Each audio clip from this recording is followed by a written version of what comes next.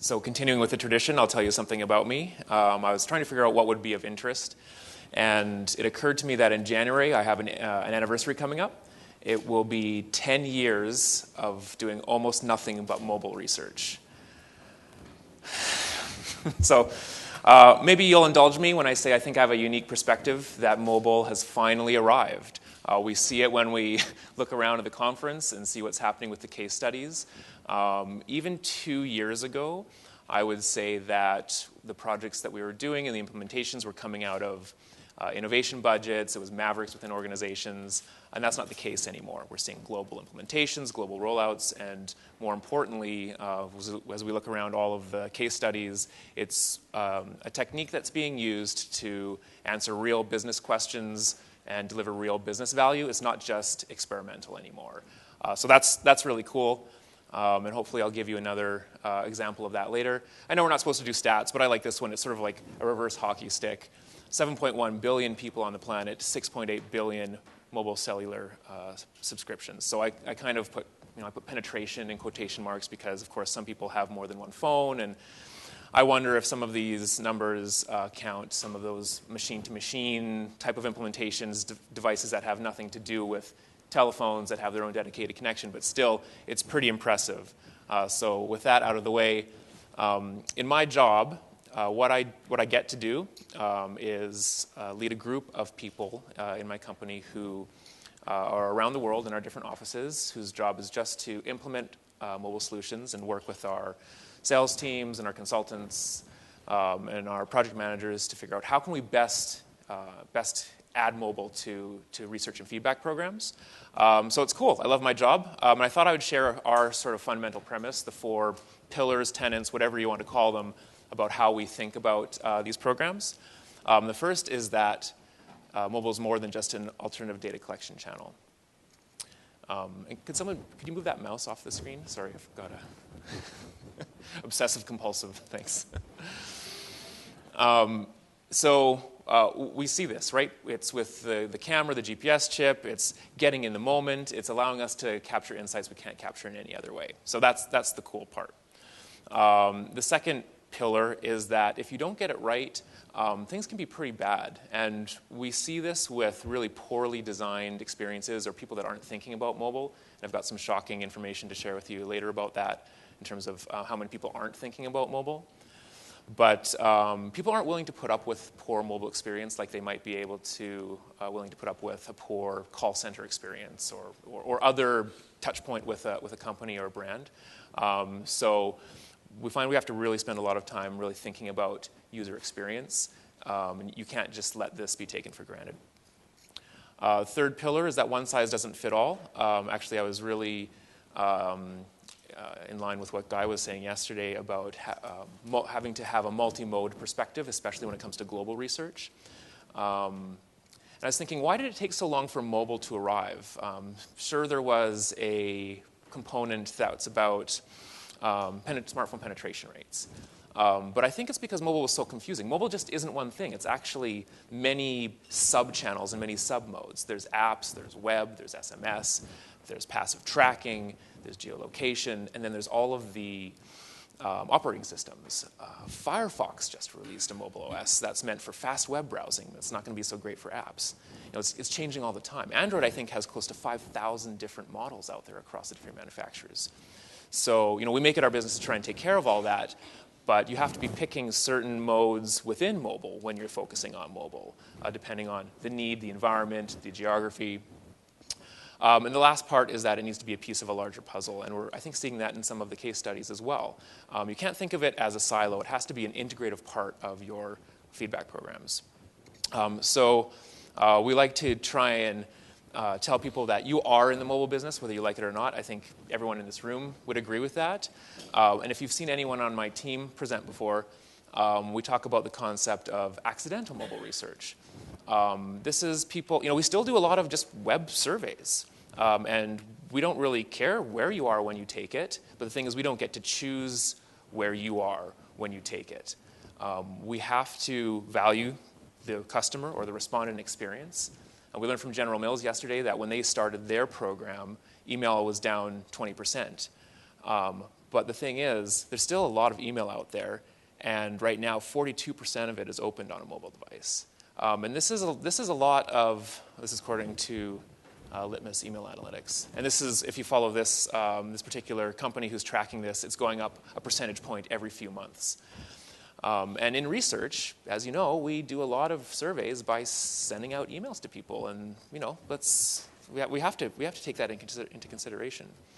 The other side of it is purposeful mobile, and that's the innovative programs I think that we're talking about today. It's about doing those things that let you get in the moment, understand brand touch points like you couldn't before, using geolocation, taking photos, taking a mobile-first approach.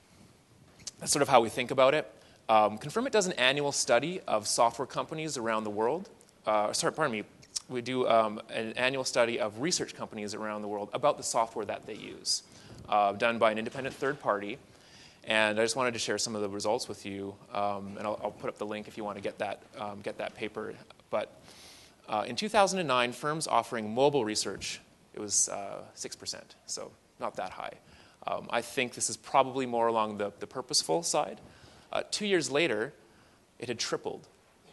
So that was pretty cool. I don't think this particular question was asked in last year's study, but so more importantly, I wanted to show this, smartphone use in web surveys. So how many surveys were being taken on mobile devices? And in 2011, firms reported 6.7%.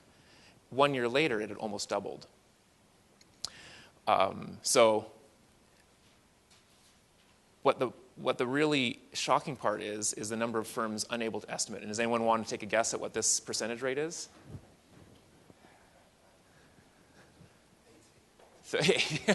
Not that bad, not that bad. 30%. This is kind of shocking, right? Research, 30% of the research companies in our sample said they didn't know how many surveys were being completed on mobile devices. So, and also we learned about, yesterday we heard General Mills talking about the number of starts, and I think that this is sort of under inflated, or whatever the word is, because actually in some countries this was as high as 21% on average across all of the firms in the sample. But think about all the surveys that aren't being completed. So I think this hides the abandonment problem, but still interesting information. If you want that data, and it talks about not just mobile, but all sorts of firms' outlook on research technology, here's the link here, bit.ly/CFT study. So this is just one engineer's view of a more seamless interaction across screens. And this is what I want to talk about in terms of being inspired to do things differently in research. I actually wrote this down. Sharon from cars.com put it perfectly yesterday. She said, when thinking about mobile, she said, what is the connection we can make with our customers through the connected screen experience? We have to start thinking, what do people expect when it comes to digital experiences? What are the drivers for people to choose one screen over another? And is there a continuum of experience across screens? Thankfully, there's some information out there to at least help us begin to understand that. And I was thinking, yes, she was thinking like me, and then she used the same slide as I did. But if you haven't seen the study, it's awesome. Google this phrase at the top: if content is king, multi-screen is the queen, and you'll come up with a TechCrunch article where you can get the whole presentation. It's a Google study done by Ipsos and Sterling Brands. And they were able to really define 4 key drivers of mobile device use.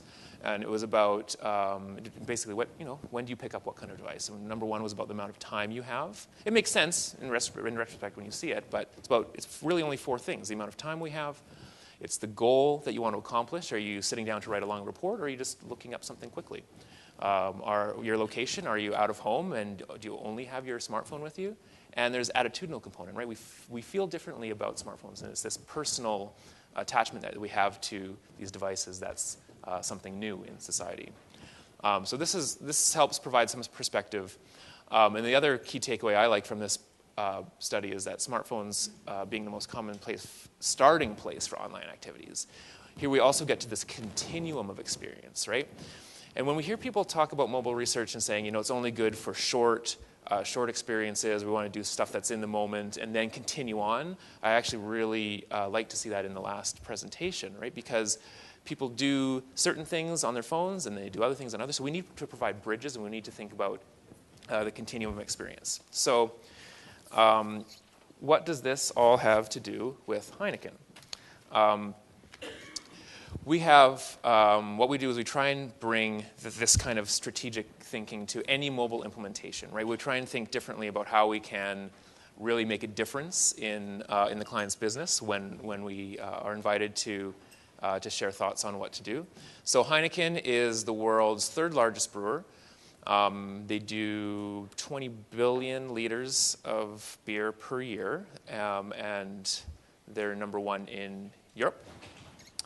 And if you ask them what they say, what would you say about yourself? They'd say, we brew great beer, we're great at profiling and entering new markets, and we are great marketers, among the best in our category. They see mobile as a competitive advantage. That's the key. So much so that they produced this internal video, I forget to point it back there, to promote a new capability for profiling emerging markets throughout their organization. So I wanted to share that with you now.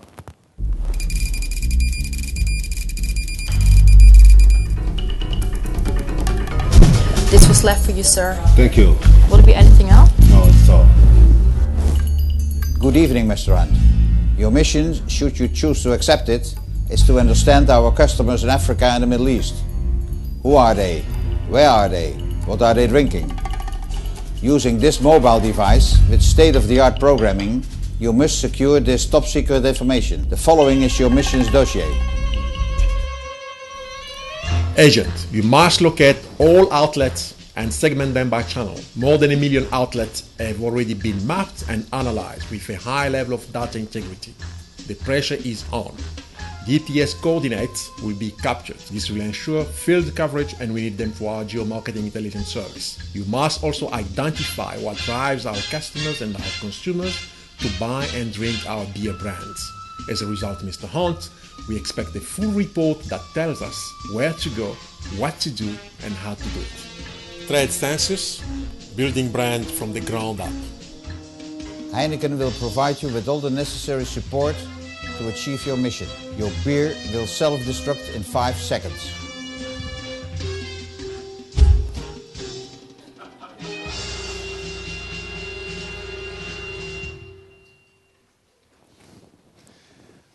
I wish I had that kind of capability to do cool videos in my company.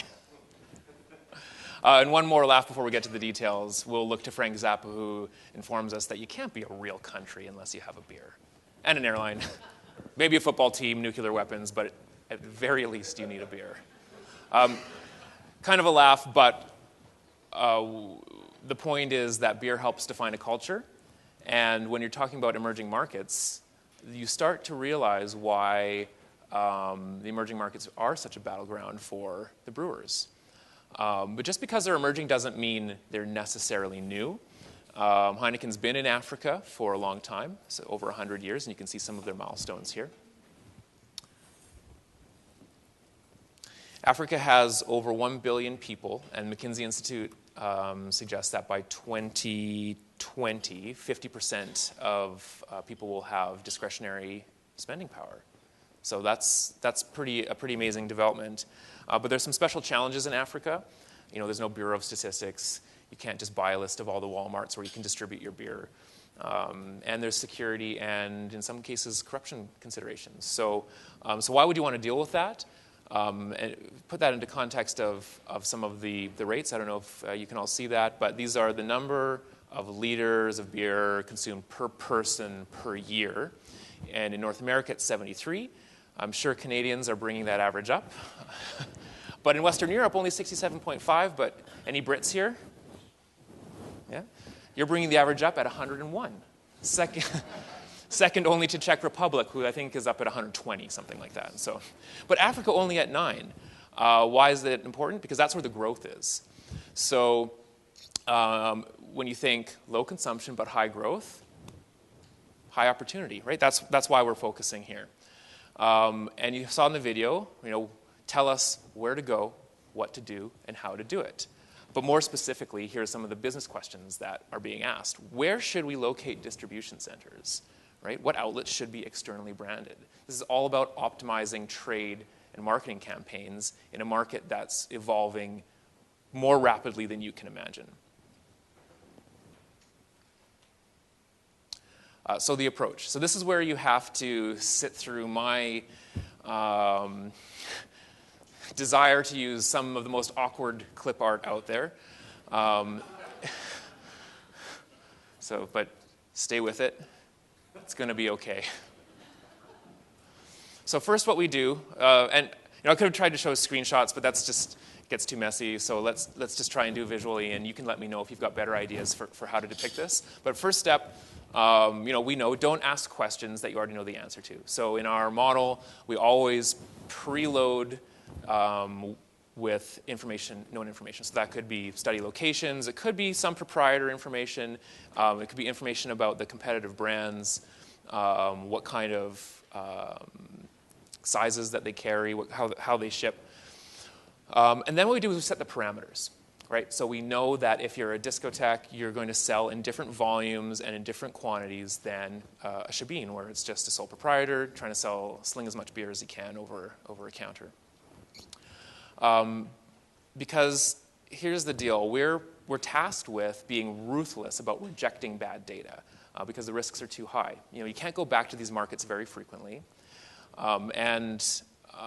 So we have to do what we can to prevent bad data from getting in and from it staying in the system. So think about these new outlets as something special, like a flamingo. So imagine if you're looking for flamingos and you find a chicken in disguise, you want to get it out of there. So I thought that would get a bigger laugh, but that's fine.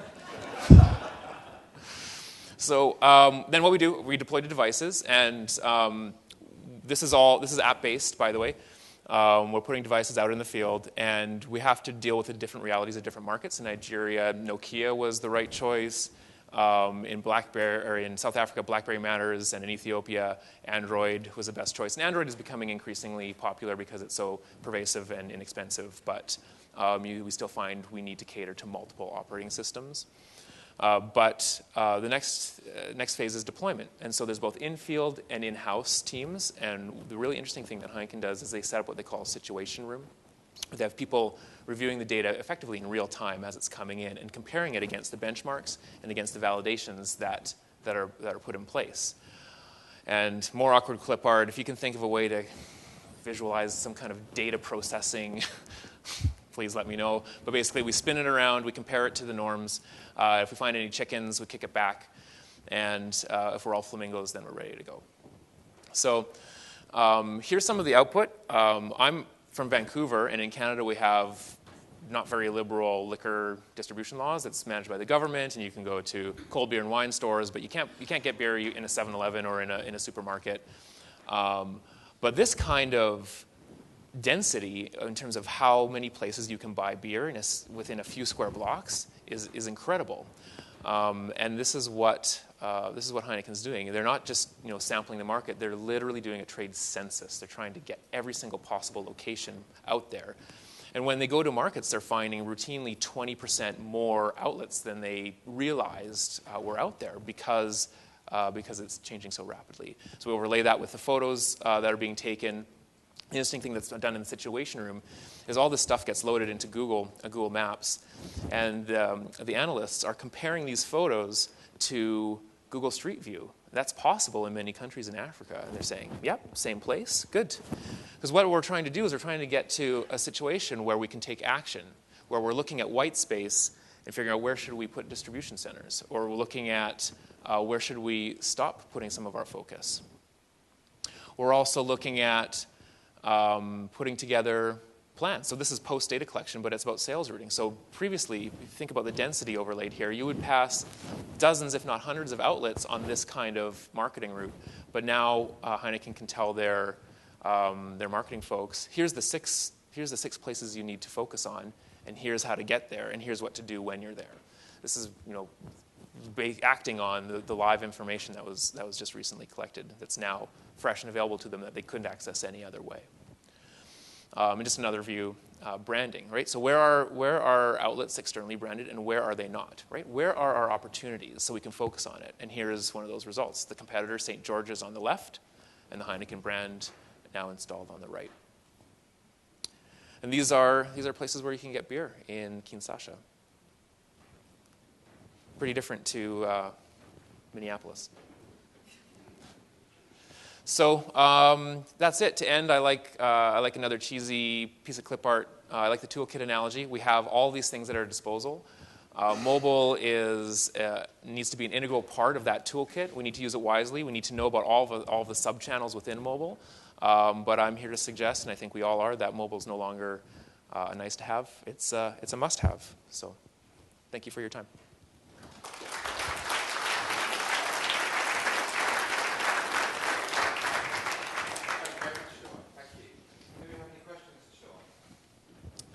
One at the back. Just get a microphone to you. Can you explain the recruit a little bit? How you did that in the burner phone proliferation and things like that? So the question is about recruitment given theft issues and so forth. So these are enumerators that are put into field. So sometimes Heineken contracts with field companies. And sometimes there are no field companies, and so but there are staffing agencies in the form of security. There's a lot of security companies, so that's actually an interesting thing they do is they go to those type of companies. And they found early on that even when you're hiring someone, the device could get stolen, so they switched the model to make the device part of the incentive at the end of the project.